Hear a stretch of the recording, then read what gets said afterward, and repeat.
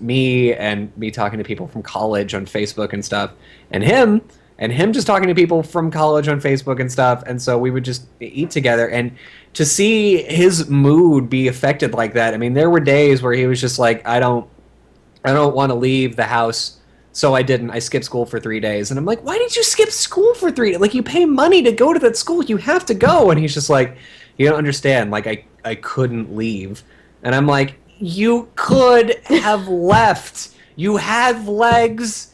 You have a hand to open the door. You've got keys and gas. You could make these things happen. And he's like, you don't get it. It wasn't an option that day. Right. And that's was just something that I can't get. And I didn't.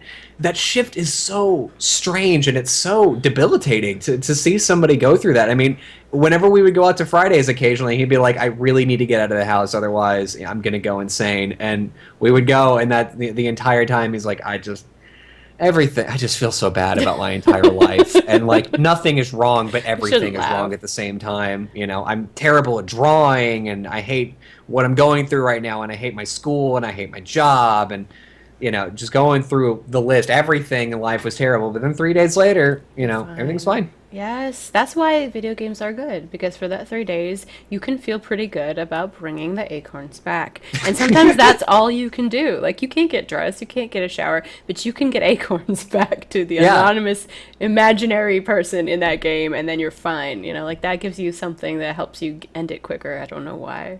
And I mean, I think games sort of come up, especially games that you have become really attached to. I think it'd be really interesting to go back and take a look at people who have depression and their favorite games that are recent, and to see how they correlated. Because I have a sneaking suspicion that my friend's favorite game series is Ace Attorney. All-time Ace Attorney giant fanatic. Downloaded the subtitles legally, watched the Japanese movie, watched the musicals, everything. And I have a sneaking suspicion that just in one of those low points, he happened to pick it up, and the thrill of I caught you, you can't get out of this logic was like, oh, this makes me feel really, really good, and that's that's an addictive thing because it's serotonin and Exactly. so yeah, I don't know. Games are really interesting because they are a way. They're a stimulant essentially, but depending on how you're using it, you can abuse it. It's the same way with doing. I mean, if you take Xanax for depression and then you're not depressed and you are like, well, I mean, it's a Friday. I've got like 5 Xanax left. I can just take like What? 2 tonight, right? And a No. couple shots and hang out on CS:GO. Not a bad night, And you can get into a cycle where it's bad. I think you're right that it is sort of an adrenaline addiction at times. Like it depends what games you play, obviously, but I remember I think that you hear stories of that like in Japan or something where people just die playing video games. And I'm sure Hmm. part of it is that you're not eating properly, but the other half is I mean, when I was really into WoW, I had a year where I just like played WoW constantly, like all the time. I was like 95 pounds and 5'5", And it wasn't just the eating. It was because if you are constantly like fighting something and your body's like has that fight flight response and you just have your heart is pounding all the time, I mean, your metabolism does not enjoy that. Yeah, Not. yeah. I mean, it's really interesting.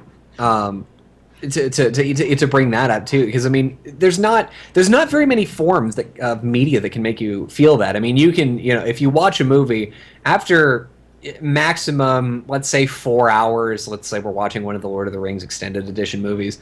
I mean, even if that entire movie was just everybody is in danger the entire time, all the way to the climax, and then it just sharply drops off.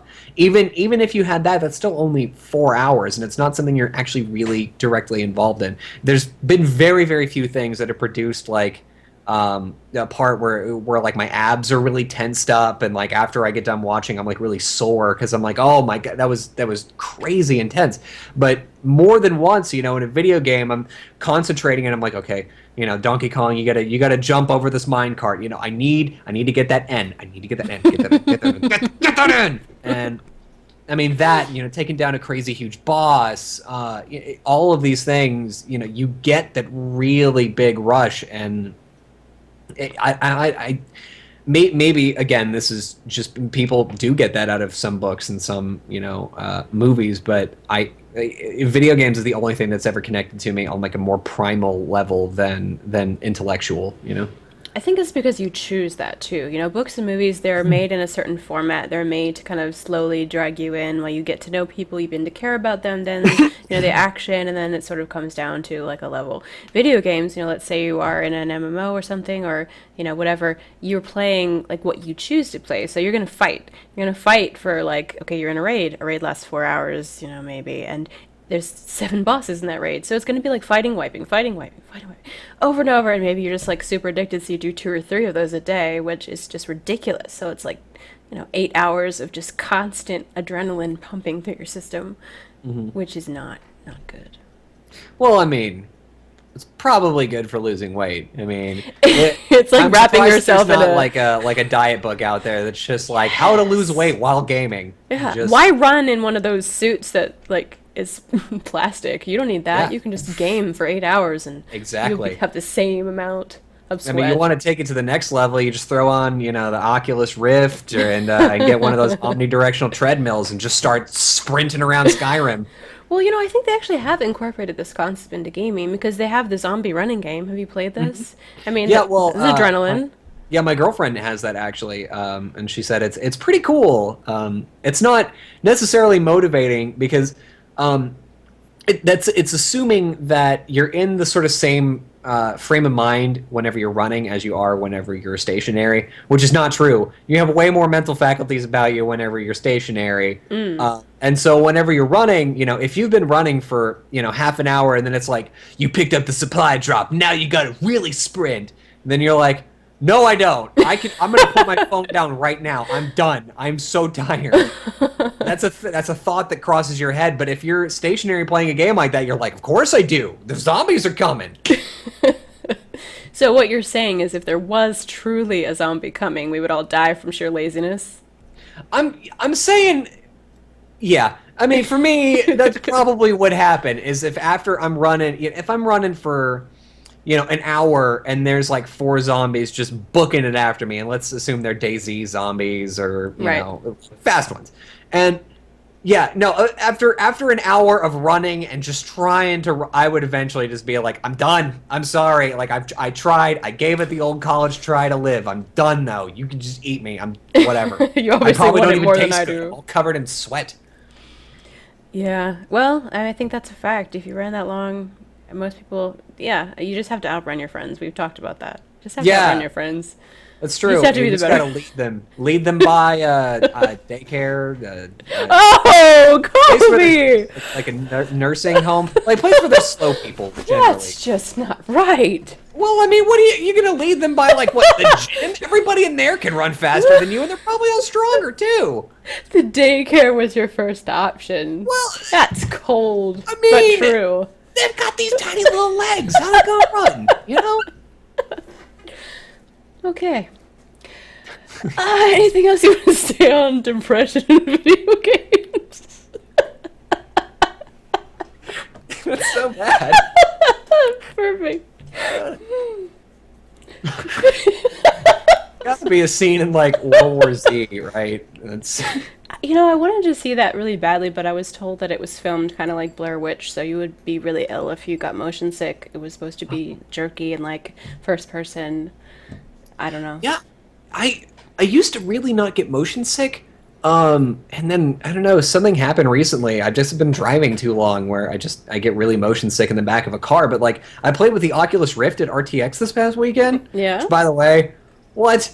It's so cool. The pixelation is really terrible, but it's so cool. And I didn't get motion sick at all. It was just Nice. really neat.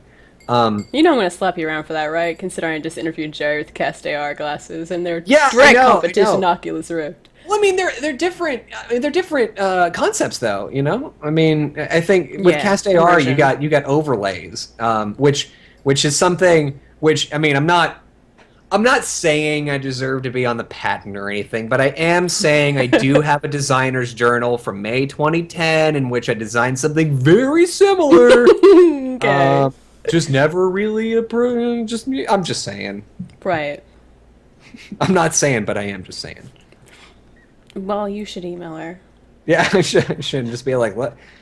I mean, read them in week, man. Exactly. These poorly designed notes that I would have. forgot to tell you about the last game. Not that we have to talk about it, but I should at least mention it. It's called Oh, Intervision. Um, this one I didn't really play because the point is you have several people that are attempting to commit suicide and you have to talk them down, and it's apparently super easy to talk them down from doing oh, something dumb. And so this is supposed to make you feel good, I guess, because you can tell people things that they need to hear even if you can't tell yourself. huh. Like it's easier if someone else is having issues, it's easier to look at them and say like, "Here's what you Oh, have to do." It's obvious. But then if you have issues, sometimes it's hard to look at yourself as objectively and say like, "Here's what you yeah. need to do." You know? Okay. It's that whole I thought it scenario. was like a training manual for people dealing with for people I trying to don't jump off bridges, and I was like, that's probably not going to work. I don't think it's a training manual. Like I said, I think it's just supposed to be like giving yourself advice, but Yeah. looking at another tune. But I don't know that it's a good idea to have like a game about suicide for depressed people. Yeah.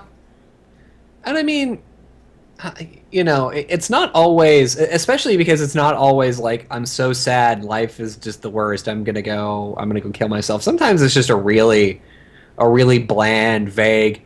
You know, I mean, is life really worth living at the moment? Right, but it would take effort to do something about for most Yeah, people, so that's why you don't have like a whole huge amount of suicides. Like if you're depressed, most of the time you just don't really want to do anything, and that yeah, requires effort. That yeah. sounds awful, but you know. But yeah. I mean, who was it? There's a webcomic artist that has two really poignant comics on depression. God, I keep forgetting what her name is, but essentially the first one was like I was so depressed, and then I eventually broke through where I just don't have any feelings anymore, and I just don't care what anybody Oh, I thinks. saw that. Yes. Yeah. Well, she did a follow-up comic because she stopped writing comics shortly after that for like a couple of years, and she came to another one where she was like, "Yeah, I thought it was a good thing, but it really wasn't. My life got really detrimentally bad." And she, at one point, she was like, "I would just start crying, and I wasn't sad. I couldn't. Sometimes I couldn't even tell that I was crying. It would just happen, and I really didn't know what was happening." And she was like, slowly, emotions started to come back to me, and I've only got a few of them, but I'm starting to feel things out again. And I was like, "Oh, that's really nice." So you go from one extreme where you're like, I don't need any feelings. I feel way better now that I'm not sad all the time. To, okay, I really do need these feelings, and I'm kind of glad they're coming back.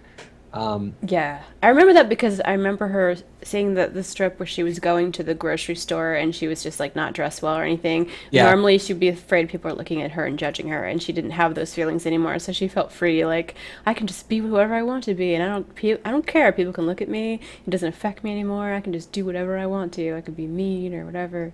It's hmm freeing, for that yeah, small amount of time until, like you said, they burst out one way or the other, usually yeah, inappropriately and in totally weird times that I'm sure are not fun. yeah. I mean, and again, all of this is just me like talking to friends and being theoretical. There's only been one time in my life where I've been like really, really, really heavy with anxiety. But I've never been so bad as to where I've been laying in bed and been like, there's no point in getting up. Just stop. It's a Saturday. You don't have to go to work. Just lay here and don't move. I don't think that's ever happened. And I'm really fortunate. I'm lucky because it seems like a lot of people, especially in our subculture, to tie it back into gaming and depression it seems pretty prevalent. But I don't know if we're going to be able to figure out if there's, if the chicken and egg scenario ever turns out to be, it definitely was the chicken that came first. Um, but yeah, it definitely does seem like the two are linked, and it would be it for positive or negative. Yeah, I mean, I think gaming just provides sort of it's a mood alteration depending on whatever mood it gives you. Yeah, well, it's a place to get distracted. I mean, some people just work like mad when they're like in those moods. They don't want to think about what's going on, so they just throw themselves into their work, just Oh focus on yeah. it totally. And then other people play video games where they just focus on that totally. I'm actually surprised that they don't have, and they may have registered counselors in certain games, specifically MMOs, because a lot of times, I know people that will go in there just because they want to talk, and often strangers will just like say, "Are you okay?" and they'll end up telling people they're